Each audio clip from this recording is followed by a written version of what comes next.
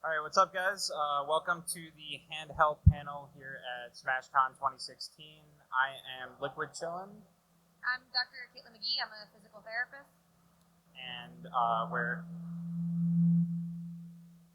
going to discuss basically how handheld relates to Melee specifically. Melee happens to be one of the most technical games out there, and as a result of that, it sees some of the most frequent amount of hand injuries of any esport, I feel like. And because of that, hand health is really important to keep in mind as a Melee player.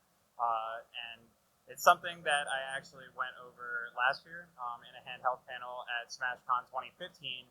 I was actually much worse off at the time. I had way more frequent pain in my wrist, and over the past years since then, by taking better care of my hands, I've actually managed to mitigate most of the pain, and I still get occasional soreness, but it's not nearly as bad as it used to be. And so basically, I'm kind of a success story of being able to come back from hand pain and still be able to compete in Melee. And I feel like the biggest things for me have been stretching mainly and taking breaks. Those two things I feel like are the most important by far. There's several other things that you can do to take care of your hands as well, which I've looked into at the advice of Dr. McGee as well. But as far as the most consistent results and the things that I've adopted the most, it's definitely doing stretches. Every time before I play, I'll stretch, and then I try to stretch at least every 30 minutes to an hour. And I try to take a break every 30 minutes to an hour as well. If you're playing Melee and you're really into it, it can be really difficult to kind of pull yourself away and remind yourself to take a break. So a great bit of advice that Dr. McGee had for me is to actually set a timer for yourself to remind yourself something like a beep going off, and that way you'll know, okay, I need to stop for a second, give my hands a break. And in the long run, those small breaks actually make a huge difference when it comes to playing for long periods of time. As I said, the stretching every time before I play, and I'm sure Dr. McGee will go into more specifics of what types of stretches to do and stuff like that. For me, the most helpful were the wrist stretches specifically. I think there's different issues that Melee players have depending. It can either be wrist specific or more in your hands or your fingers. So for me, it was more specifically the wrist, so that I found those stretches the most helpful. But I still do the finger stretches anyway, because if there's no problem yet, it's good to just go ahead and do it as a preventative measure for the future anyway. And that's, I think, what a lot of smashers should adopt if they don't already have hand pain, is just go ahead and start doing these hand exercises and stretches and taking breaks, because if you do that, then you're preventing any injury from starting. And especially if you're a spacey main, let me emphasize, if you play Fox, it's a lot more stressful on your hands. If you're a puff main even, though, you should still do these exercises. They're still really helpful, and playing Melee for any extended period of time, regardless of what your APM is, can be stressful on your hands. And so that's, like I said, basically, since last year compared to this year, I have much less pain, and I tend to not play for as many hours in a row as I did sometimes last year. I try to cut it at maybe 3 or 4 hours max per practice session, and that way it's just not putting too much stress on my hands overall. But I can kind of extend how long I play by the amount of breaks I take and how much stretching I'm doing as well. So just generally taking good care of your hands will allow you to play for longer, but you also want to be careful to not overdo it regardless of that as well. And so that's been a big help for me. Thanks again to Dr. McGee for the great advice that she gave me at Pound. I've pretty much experienced very little hand pain or wrist pain since Pound. It still flares up occasionally, and I find that it's most often when I've been playing just too much at a time and have to just tone it back a little. But I've found that you actually can be a Fox main in 2016 and have healthy hands. You just have to be careful about it and take good care of them. So It was actually really funny to me when I was at Pound for the first time, how quickly it became obvious before even asking, who do you main, what's your APM like? You could start to tell who's a Fox or a Falco main and who is not, based on whether or not they have giant knots in their forearms. It's true. Eventually, I'm hoping one day to be identify all mains by what specific hand stuff they have going on. But like you were saying, the most important things and the easiest things you can do are to take breaks and to stretch. I want to get a little more into that. So when it comes to taking breaks, 30 to 60 minutes is the best bet. And it can definitely be tough to do if you're used to playing for hours at a time. Setting a timer is a really easy way to change that. It's kind of like with, you'll see for like newer marathon runners, what they'll actually recommend is a run-walk program, which is, run for 5 minutes, walk for 1 minute. You're breaking up the amount of activity you're doing. You're breaking up those repetitive stresses, which lets you play for a longer period of time overall. And then during those breaks, it's not just taking the time to check in with your body, seeing what hurts, what aches, what's tight, what's sore, and it's actually addressing it before it builds up to the point that, you don't want to become hacks before you start addressing your issues. You want to prevent becoming hacks, so start addressing your issues ahead of time. Before you have any pain, you can still be doing stretches and taking breaks. This prevents the pain. If you've started to have pain, if there's specific things that you're noticing are becoming an issue, those are the things you want to pay the most attention to, but that's not to say you should neglect everything else. So for example, if you're primarily having wrist pain, then yes, absolutely you want to focus on that. That wants to be your priority. That doesn't mean you neglect doing finger stretches or paying attention to the tightness in your forearms. It means that those things haven't flared up yet, and you should prevent them from also flaring up. Simplest way to do that is doing some kind of warm-up. And yes, using hand warmers is a perfectly fine thing to do, but if you really want to get blood flow going, you want to do a more dynamic warm-up. So doing your stretches, doing hand opening and closing exercises, doing exercises for wrist strengthening, and then getting into starting to practice, doing some tech, then actually getting into playing a game simulation. That's the progression you kind of want to do. You'll see it with, I guess, like a traditional sports analogy would be like soccer players. They don't go out there and immediately start playing. They go out there and they do a running warm-up, then they stretch, then they do passing, then they do long balls. You want to do something analogous for your play. You want to do your heating first, then your stretching, then your exercises, then your play. Stretches that are good to consider. You've probably seen, or if you haven't, Google Dr. Levi Harrison. He has some really good videos out on hand opening and closing stretches to do. When you're doing the hand opening and closing stretches, you want to focus on the opening portion. The closing portion is a little less important. You want to stretch it out as far as you possibly can, hold for a second, come back in. You also want to pay attention to this side of your wrist and this side of your wrist. So a great stretch for your wrist flexors, which do this, is taking your hand, pulling the palm down. If that's not enough of a stretch, adding in the fingers. If that's still not enough of a stretch, straightening out the elbow. You never want to go to the point of pain. You just want to go to the point where you're like, oh, this is tight and it's releasing. You also want to hold a stretch for about 30 to 60 seconds. There's a stretch receptor response in your muscles that prevents them from being overstretched, and kind of in order to overcome that, you need to hold the stretch for a period of time. Same thing goes on the opposite side of the forearm, bringing the palm down, adding the fingers underneath, and then straightening out the elbow if that's not enough for a stretch. This one's really great if you get this tension up in here. And the forearm tension is kind of that thing that you don't really notice until afterwards when you're sitting down, you're like, oh goodness, I have a giant lump in my forearm. Another way to address that, the tightness here and here especially, is the cheapest investment you will ever make in your body is buying a tennis ball. You can use the tennis ball to do self-massage. You can roll out a muscle here. You can use it to roll out your palm as well, especially this muscle at the base of your thumb. This is called your thenar eminence. It's got a big wad of muscle in it. It's not the easiest thing to stretch without hyperextending your thumb, so it's a little bit easier to work out with self-massage. So either with your fingers or with a tennis ball underneath your hand. It's a really great way to go. Those are probably the three easiest things you can do: this stretch, and a tennis ball. So adding that into your breaks. One thing I will caution with the tennis ball is you don't want to overdo it. You don't want to dig in so hard that you're giving yourself bruises. It might feel good in the moment to be like, oh my gosh, I'm getting so much pressure in here. This is great. I'm doing the right thing. Again, you don't want to go to the point of pain. That's the whole thing we're trying to avoid. This is not a no pain, no gain situation. This is a no pain, no pain situation. The other thing to do is after you're done playing for the day, check in with your body, figure out what feels tight, what needs stretching, what needs heat or ice. And the way that you tell what needs heat or ice is for inflammation. Ice is for swelling. Ice is for things being puffy. Ice is for an area that is hot and inflamed. Heat is not for those areas. Heat is for muscle tension. Heat is for the giant knot in your forearm or the tightness in your thumb.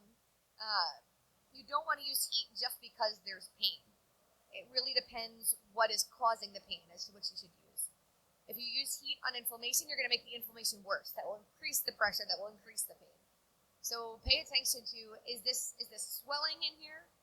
Is this muscle tightness? If it's muscle tightness, use heat. You want to use heat for about 10 minutes. You always want to make sure there's something between the heat pack and your skin, like a paper towel. And you always want to check your skin afterwards to make sure that it's not, you haven't broken the skin, that you haven't given yourself a burn. Same thing goes for ice. You want to ice for up to 20 minutes at a time. You always want something between the ice pack and your skin, and you want to check your skin afterwards to make sure there's no damage. You don't want to leave it on for more than 20 minutes. Like, don't leave the ice pack on until it melts. That's a good way to get deep tissue injury, basically. So before you play, doing your stretching and your warm-up. While you're playing, taking breaks and doing stretching. After you play, doing your stretches, checking in, treating what needs to be treated. Those are things that you've been doing for the most part, yes? Oh dear. We lost. That's pretty much exactly what I've been doing. I tend to only use the ice or the heat packs if I specifically feel like a lot of soreness or tightness in my muscles, as she was saying. But as far as taking breaks and stretching frequently, I've been doing that a ton, and that alone honestly worked wonders for me. So I think those, as far as I've found, those have been the most helpful for me specifically. I guess the one other thing that it's really important to pay attention to is how you are sitting and how you are holding your controller. I generally don't tell people who are playing at tournaments how they should change their positioning. This is slightly different, so I can tell you how to change the positioning. The biggest things you want to pay attention to is the position of your wrist. So if you're one of those people who sits, with your controller resting on your knees, you want to make sure that you're not tilting your hands down too far like this. There's a lot of compression here. This is called your Guyon's canal. It's like the carpal tunnel, only slightly farther over. It also contains a nerve, and it's something you can put pressure on if you're sitting like this for a while.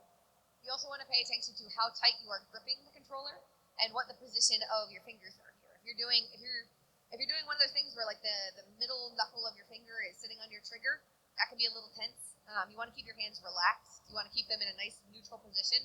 You don't want your wrists, too far out, too far in.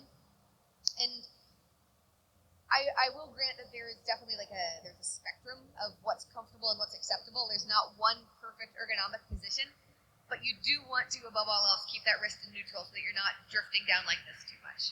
You should also pay attention to how you're sitting as far as your back support goes.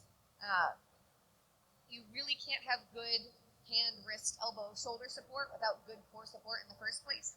Ideally, when you're playing, you should be sitting back in your chair, nice and relaxed. Actually, I recognize that nobody does this consistently. So when you can, take a moment, check in with your body, say, oh, let me lean back. Let me let the back of the chair actually support me. Let me make sure that my core is engaged. Let me make sure that I'm not doing the hunchback of Notre Dame look, rounding my back like crazy. If you are leaning forward with your elbows on your knees, make sure that you're keeping your back in a nice straight line, engaging your core, so not sucking in your stomach or anything, but just making sure that those muscles are helping to support you as well. And when you are leaning forward, that good straight line from hips to the top of your head, so you're not doing one of these with your neck, not doing the forward head posture, that you're not rounding, doing the hunchback of Notre Dame. The other thing is you don't want to sit perfectly 100% upright, 90 degrees, like soldier positioning basically. That's actually the position of most compressive stress on your spine.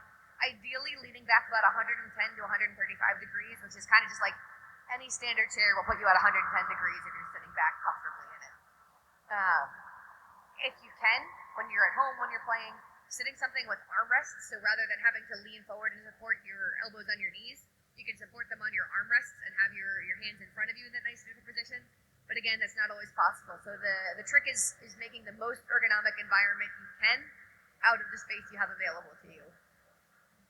In that vein, getting to know your body, getting to know what tends to hurt, getting to know what areas you need to work on, those are really, really important to preventing injury. Yeah, I mean, that's pretty much, I don't have too much to add to that. I think that As far as posture goes, it's been a lot more difficult for me to try to consciously change my posture, just because when I'm focused on playing, it's really hard for me to try to think about any of my, as far as my physical positioning and still focus on the game. If I focus on my physical positioning, I start to lose focus on the game. So that's been the toughest thing, I think, for me, the toughest piece of advice that Dr. McGee gave me that I've tried to implement. But I've still been trying, and I recognize that it's really important in the long run to fix my wrist positioning, especially. I specifically do the thing she was talking about, where you kind of hold your hands down like this, and I think it's because I have really big hands, and the GameCube controller is kind of small, so I kind of compensate by doing this. But that's, I think, the cause of my wrist pain initially was from doing that for long periods of time, and I still kind of do it. I've been trying to work on it. It's kind of difficult, but I think if I just keep trying to consciously make the effort, eventually I'll make progress in that regard.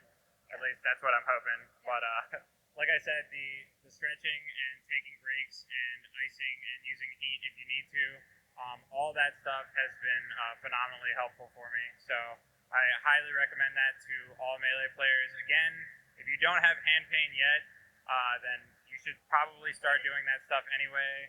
Just prevent it in the future. And if you have some specific pain, like I do with my wrist, you should probably do the other exercises anyway, just in case. You know what I mean? Just keep your hands healthy, regardless. If they're not in pain yet, if you play a lot of Melee, there's a chance they might be. So you can just prevent that, cut that off at the source, and do all these stretches and take breaks frequently, and just stay conscious about your hands.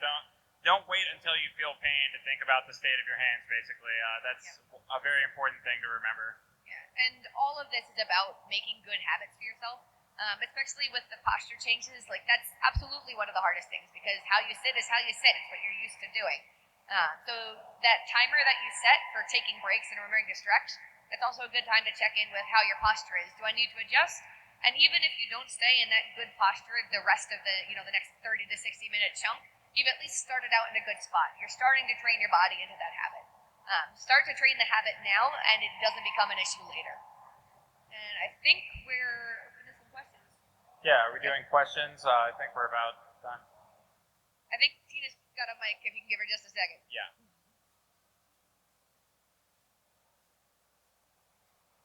I do, in fact, have a mic. All right. So I saw a very eager question here. If you would just stand up and speak into the mic, and then we'll all hear you. Thank you. Okay, so if you have like skin issues, like would you recommend like lotion? How would you recommend dealing with that? Say like your skin's really dry from I don't know whatever. How would you recommend dealing with that? So I'm not a dermatological specialist, but yes, lotion is probably your best bet. Something mild, hypoallergenic, and non-scented is probably the best bet. Off the top of my head, I don't know any brands. Sorry, that's not my area of specialty. Next question, I'm going to come over here. Hey, I have a lot of thumb pain, like on my joint right here, and it comes a lot from wave dashing, I feel like.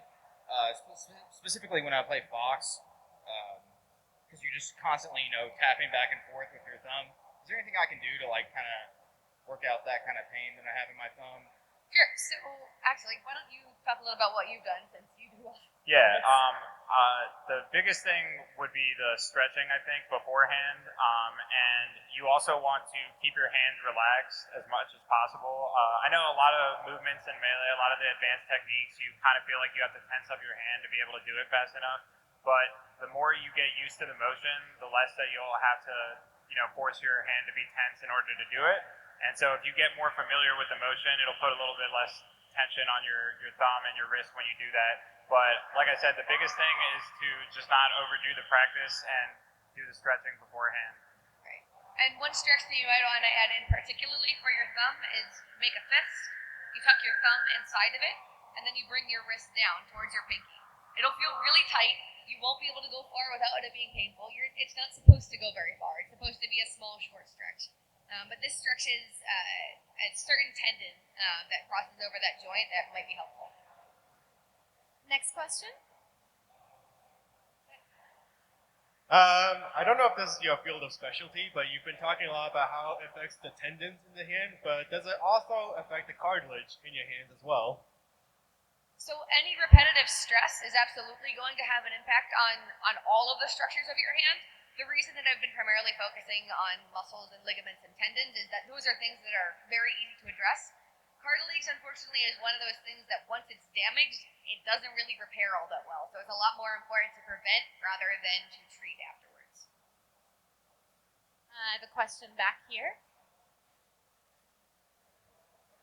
I find that I want to play long periods of time on Melee. My left pinky and also ring finger tend to hurt a lot. Is there any way to prevent that? So when you say that they hurt a lot, is it sharp pain? Is it burning pain? Is it achy? Yeah, it's kind of just like aching. Okay. So in all likelihood, that is partly coming from compressing your Guyon's canal. Your ulnar nerve runs through here, and your ulnar nerve is what controls these two fingers. So that may well be part of it. So have a look at your hand positioning if you're tilting down like disc golf. The other thing you can pay attention to is there's a chunk of muscle here on the inside of your elbow that might be fairly tight because if you move your pinky out to the side, right, you can feel this muscle moving up here. Generally speaking, tightness in muscles up here presents as pain in your fingers down here. So paying attention further up the chain might be able to help you out as well. So doing this stretch, doing some self-massage here, and paying attention to your hand positioning. I think there's another hand. I'm coming up front. You mentioned a doctor, Dr. Levi. Something. Harrison? Wait, how do you spell that? 'Cause I'd like to look that up. Oh, I believe it's Harrison. Yeah. Levi, Dr. That's the Levi. one I wanted. Yeah. I wasn't sure if it The was fitness Y or- doctor. Yeah, yes. Okay, cool. Thank you. Yes, right here. Go ahead, stand up. Would like compression gloves or like a brace help at all? And would it interrupt gameplay? So the answer to that is the most annoying answer I ever give in physical therapy, and the answer is it depends. It depends entirely what your issue is. So just like ice, compression is really great for inflammation. It can also be good for muscle tension. However, it's less great if you're getting muscle tension underneath the gloves because then you're not able to address it. So if your issue is primarily related to swelling or inflammation, as in the case of an early arthritis, carpal tunnel syndrome, things that involve keeping your hand in an odd or awkward position, then yes, a compression sleeve or a glove could help. Otherwise, less so. You can also keep in mind, if you're finding that you wake up with pain in your hands or wrists, they do make what's called a night split. It's like a big cushioned glove. It keeps your hand and your wrist in a nice neutral position. It's one of the things that I use preventatively, especially when I know that I'm going to be playing at a tournament or when I've been playing a heck of a lot more video games than usual because I happen to have a day off from work. Using that night split to keep things in a neutral position when you can't necessarily consciously control it is a good way to go if you're finding that you're waking up with pain. Are there any other questions? Okay. Sorry, but how long do you have to be playing before symptoms start appearing? Same horrible answer of it depends. It really depends on the person and the play style and what your injury history is. So somebody who's been a Fox main, who's been who's been stretching and taking breaks and doing warm-ups and cooling down consistently, might not have any pain whatsoever. Alternately, another Fox main might wind up with tons of pain after just half an hour because they aren't doing those things. So paying attention to your posture, what you're doing, and whether or not you have any history of injury are the three key factors to, I guess, predicting whether or not you're going to have pain. But odds are, anytime you're doing repetitive motions, be it on a controller, at a keyboard, running, anything you do that's a repetitive motion that's repeatedly stressing the same thing is likely to result in pain eventually unless you try and prevent it actively. I played Melee for like over 10 years before I ever had any pain, so I think the metagame is advancing to the point where you have to play fast enough that there's a very real possibility that you could have pain in your hands if you don't take preventative measures. So I would say if you don't already have pain, it's a good idea to stretch. And like I said, it especially applies if you're a spacey main or any character that's not Peach or Puff, pretty much.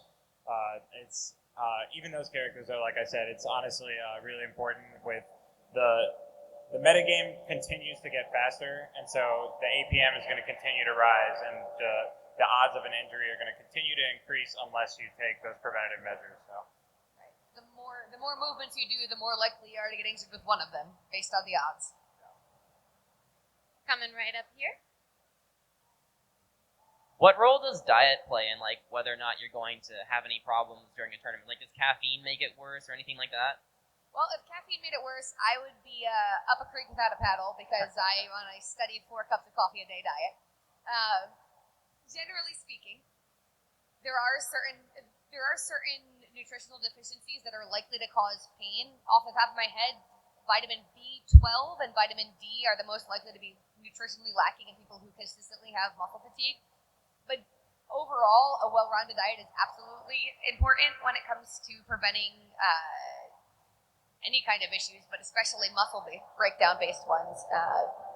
With repeated motions, you can build up lactic acid in your muscles. If your body isn't well prepared, you're not able to clear that out. Hydration is equally important.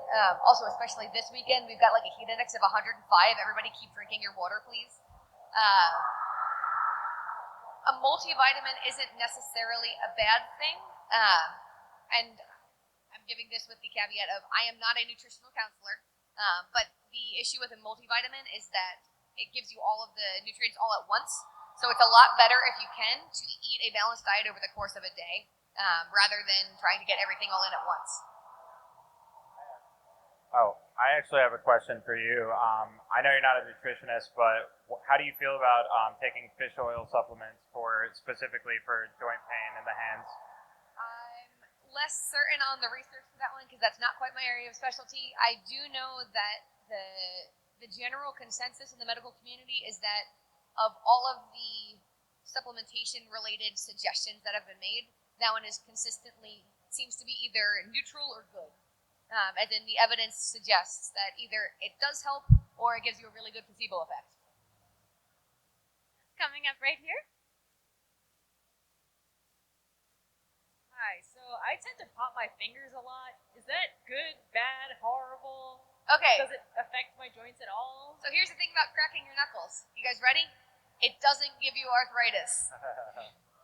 Now, that being said, if you're having to do it constantly, if you're constantly getting so much pressure in your joints that you have to crack your knuckles, you may be doing something with your positioning or your play style that's building up a lot of tension, and that's something you should probably address that may present as pain in other ways. But cracking your knuckles will not, in and of itself, give you arthritis. Especially if you pop it and it doesn't cause pain when you pop, then it probably isn't actually an issue. I can pop my knuckles, I can pop my ankles, my knees will make strange noises. None of those things are signs of problems. Unless they are happening consistently, because then that means that I'm doing something to build up that tension in the first place, and that's what needs to be addressed.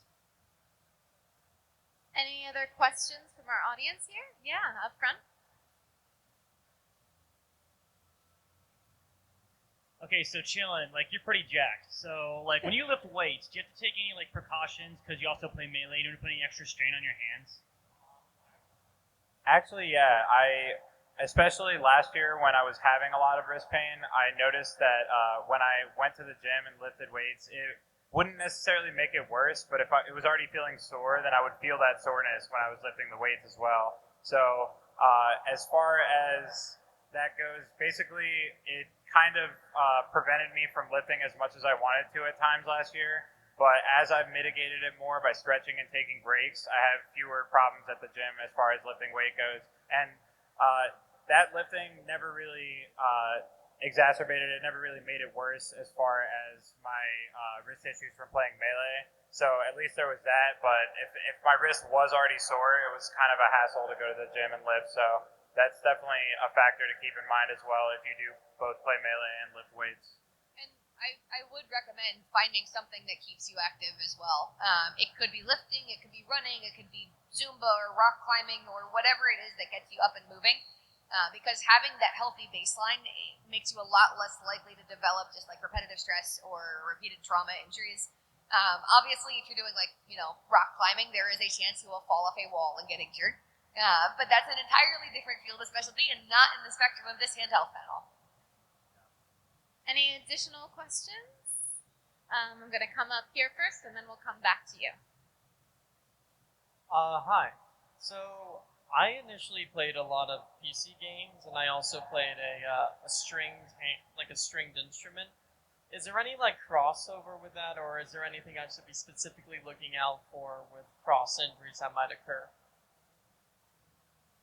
So I'm also primarily a PC gamer. That's actually where I started doing ergonomics first. There's absolutely crossover in terms of repetitive stresses. They're applied in slightly different locations, but the same principles still apply to both settings. And that the warm-ups, the breaks, and the stretching are exceptionally important. With PC gaming, it's almost even more important to look at the ergonomics of your setup. The quick 3 things that you really want to pay attention to: making sure that your armrests are level with your desk so that your wrist is not too far up or too far down, and also so that your shoulder is supported so you're not putting too much stress on your neck. Making sure that you're leaning back in your chair, that 110 to 135 degrees, and making sure that you don't have anything pressing on your carpal tunnel or Guillen's canal. A lot of keyboards come with like a wrist rest. You don't want to rest that on this like squishy, muscly part here. If you're going to rest anything on a wrist rest, it should be the heel of your hand where there's bone and muscle in place to protect the nerves underneath. Other than that, the stresses that are applied are a bit different, but the principle is the same. Okay, and I think we had a question right here. Yes, I have Tourette's syndrome, and one of my tics involves hands, and it's especially problematic when I go to sleep because I just do like a lot of weird contortions and stuff. What I've recently started doing is like going to sleep grabbing something. Do you know if that's like a good or better thing? Or So if you find that you have, if part of what's going on for you is that you will compulsively move your hands, if that's decreased by having something in your hand, that's awesome. If it's keeping your hand in like that nice, relaxed, neutral position, then absolutely, that's going to be applying less stress over time. Any other questions? We do still have a few minutes. I don't know if you all would be interested, but I imagine you all are planning to play at some point today. Do you want to lead everyone in a warm-up, and we Sure. can warm up all together? I actually do have a stretching guide here too if anybody else wants, but sure, we can absolutely go through a warm-up together. We'll start with stretches, and then we'll do some exercises, and then you guys can, go kick ass or whatever else you plan to do today. All right, so starting out, hand out in front of you. You want your elbow to be slightly bent. Good. Take the palm of your hand, bring it down. You don't want to overstretch. You're not going to haul on your hand. You're just bringing it down gently. Add in your fingers, and then straighten your elbow. You should feel this right along here. You're going to hold for about 30 to 60 seconds. So we're all just going to sit here and chat about the lovely weather and how is everybody's trip. The reason for holding a stretch, again, is that there are stretch receptors in your muscles. Their job is to prevent your muscle from overstretching. The problem is they kick in really, really early at the point in the stretch, which is why you need to hold for that 30 to 60 seconds to get the full benefit of the stretch so your muscles actually relax. If during the stretch you feel that things are starting to loosen up and you can stretch further, go for it. If this is enough of a stretch, keep it right here. All right, let's do the same thing on the other hand. Palm down first, then add your fingers, and straighten your elbow. You may find that you have a difference in the tension from side to side. I've noticed especially chic mains have a difference from side to side. I think the ones I can most consistently identify at this point are chic mains and then fox and falcos. They have their own things. If you're a multi-character main, I have no idea. All right, back to the first hand. We're going to do a stretch on the opposite side now. Start with your palm facing down. Bring the palm down. Add in the fingers. Straighten it out. If you haven't paid much attention to your forearms, this one might be especially tight. This is the one that it's really good to use the tennis ball to roll out because sometimes this stretch just isn't enough.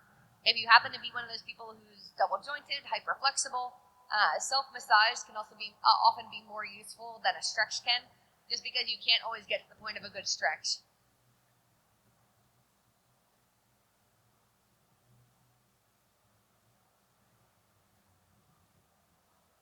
All right, let's switch sides. Arm out in front of you.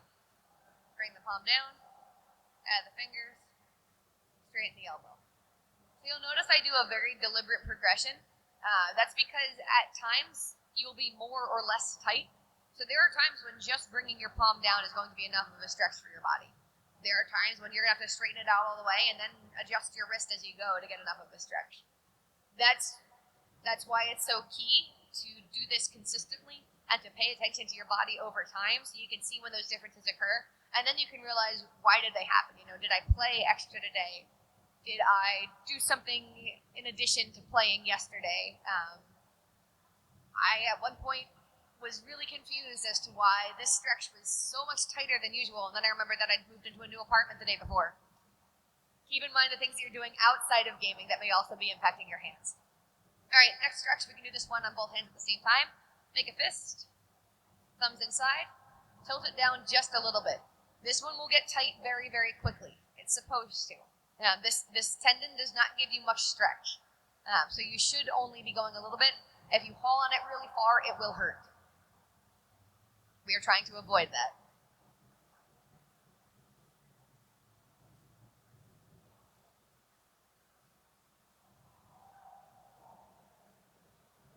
Alright, open up that fist.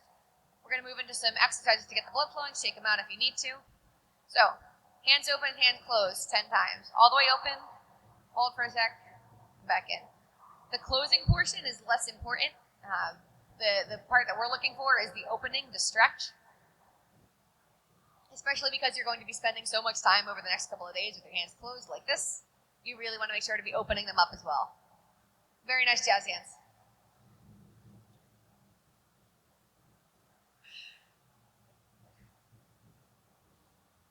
Bonus points for anybody who does spirit fingers. Alright. Last one we're going to do is we're going to do wrist rolls, 10 in each direction. So first things first, rolling them out 10 times.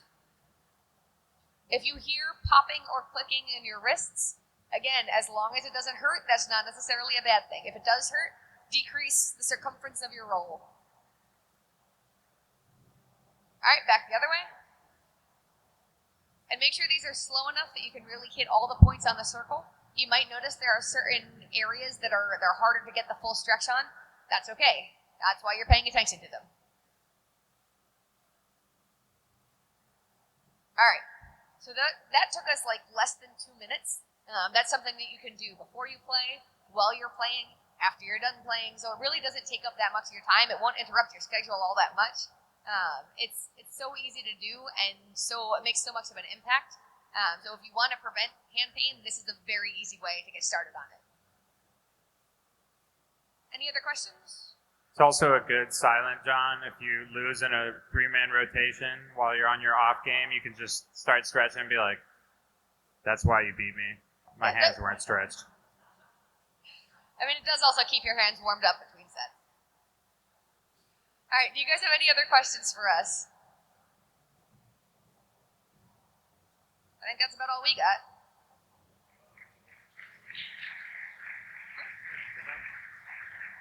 Oh, also, if anybody wants a handout of the stretches, I have those up here.